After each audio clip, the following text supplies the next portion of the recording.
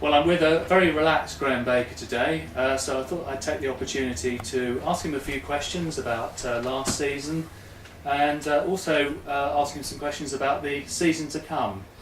So first of all, Graham, as regards last season, what was your overall level of satisfaction, with your first season as manager? We obviously set off, with a template to be competitive with a new squad, and we easily achieved that. Within the dressing room doors, there, at the beginning of the season, there was a target set within ourselves to reach the playoffs. That was obviously outside the remit of the club wanting us to stabilise for the season, but internally we wanted to overachieve that, and obviously the outcome was that we did. But unfortunately, we achieved the playoffs and we got to the final playoff game. But from ourselves, for me personally, and the management team and the players, we couldn't go over the final hurdle, and we were disappointed in that. In all honesty, the football club were probably a little bit relieved that we didn't get over the final hurdle. But individually, myself, it looked much better for my CV to get a promotion behind me, and from the players' point of view, they played to achieve as well, and obviously they were disappointed as well. Did anything take you by surprise about the manager's role that you've learned from, and perhaps will stand you in good stead for the forthcoming season? I think it really took me by surprise because, yes, it's another level, yes, it's working with men as opposed to academy boys, but prior to me taking over the role, I had two sort of caretaker stints in difficult situations, which was good experience. And football's football. A game of football doesn't change dramatically from a 16, 17, 18-year-old youth team player to a 21, 30-year-old man. The pitch is the same, the ball's the same, the game's the same. The pressure levels are different. That's probably the biggest change, where the 3 points mean a lot more than they do a youth academy game. So in that respect, there wasn't a great amount of change. The problems you get within management regarding personal problems on and off the field and individual things, that's all thrown itself up within the academy over the last 5 years. There's things that's gone on within the academy with parents, with boys, that you're never actually taught to deal with, but you deal with them as you go along, and that's been a great education for me. Going into the first team role, in some ways, it's been a little bit easier. Looking at an overview of last season, we started off very well. In fact, I think we were in second place at Christmas time. And then, of course, we had that awful slump towards the end of January, February, where it looked like we were going backwards and would miss out on the playoff. What do you think caused the slump? I've looked back on it and reflected, and you try and analyse and find out why that is. I don't think there's anything really definite why it happened. I think our training pattern helped us, particularly at the beginning of the season, and particularly at the end of the season, in the respect that we were training more times than other clubs at our level, and that helped us to get off to a good start because we were very fit, and I think we had the edge on fitness over a lot of teams at the beginning of the season before they had enough games under their belt. And I think it evens itself out once everyone's match fit. I think looking at the dip we had was due to two things. We looked a tired team at that stage, looking all around the squad and analysing the performances during that period.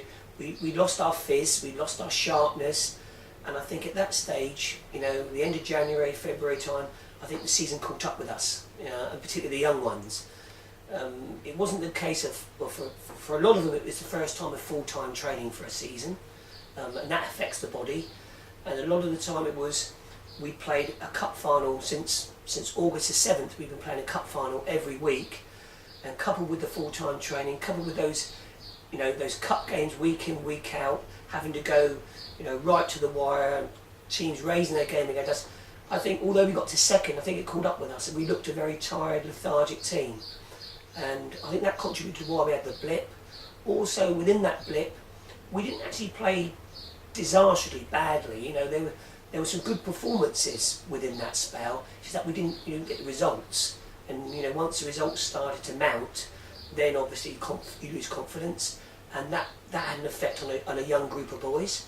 And it was a question of just probably going the other way with them and coming away from the training side, freshening them up, taking them out to training, just having more days off than we'd had before, keeping them fresh just for games, and taking the pressure off them by saying we're really out of the equation now regarding the playoffs. So now just relax and just go and enjoy yourself. And I think that they like that. They got themselves in a situation where they were out of the playoffs for the first time, and everyone had thought they were falling away.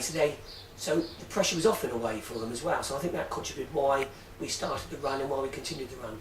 And do you think the signing of Craig Falconbridge had a big effect? Because certainly it seemed very much to coincide with a huge upturn in our fortunes. Oh, without doubt. And it's Adam Pinney, linking up with him and being around the club at that stage when Craig came on board. It was no secret to the fact that we were after a target man all season, and it was not something that we thought about. Once we started kicking a ball, we tried in the summer to get numerous target men on board, but we were unsuccessful in that department, having initially built from the back, because obviously we start with a new squad, a new team. So we built with the foundations first, and we left the top end to finish off with. By the time we got round to the top end, the better players, no disrespect, the better players are gone. Certain players we couldn't afford, and so it left us to just trying to find the best of what we could going into the season. What was in the camp at the time we thought would do okay, but as we went through the season, it became obvious, not creating chances, it became obvious that we didn't have a natural finisher in the team to convert our chances, and the pressure built there, particularly at home when we couldn't could win home fixtures even though we were creating a number of chances, and that built a pressure in the camp. But once we got Craig on board, he hit the ground running. He did what we knew he could do. We brought the dimension to the team that we wanted, that we knew we were lacking, and yes, that helped, and from there we kicked on.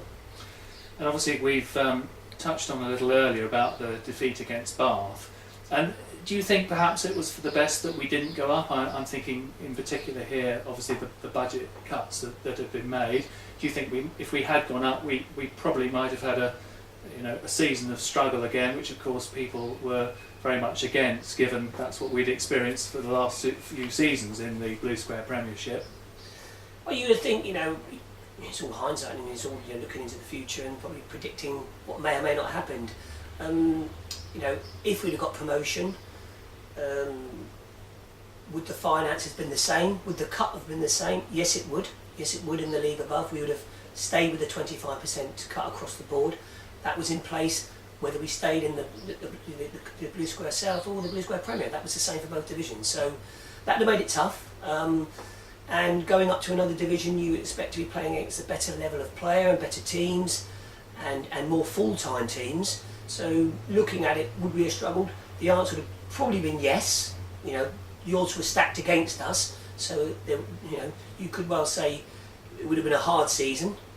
But you never know. It might have been a situation where maybe some of the players that we've lost might have been able to stay, having gone up. That might have been an enticement to stay on. Whether we could afford them would have been another problem. But then if you get promotion, you accept it, you run with it, and you try and overachieve again. No matter what your finances are, no matter what your squad is, whatever league you're in, you try and overachieve every season. If it would have happened, we'd hoped to have, targeted mid-table, and if we'd achieved that, then and stabilised, then that would have been the case. But it would have probably been a very difficult season, yes.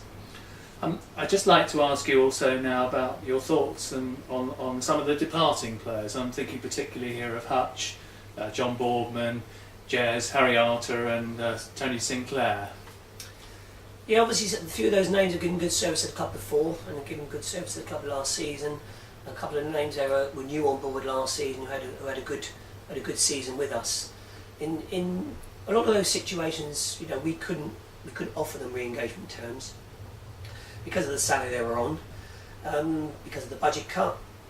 In Harry Arter's case, it was a question of moving on to a better level, and we wouldn't want to hinder that or stop him from doing that. When he come on board with us, we promised that we'd try and get him as quick as we could back into league football. We'd do our bit for him. We would try and improve his game, give him a stage to play on, and hopefully we'd take it and move on. And that's obviously what's happening.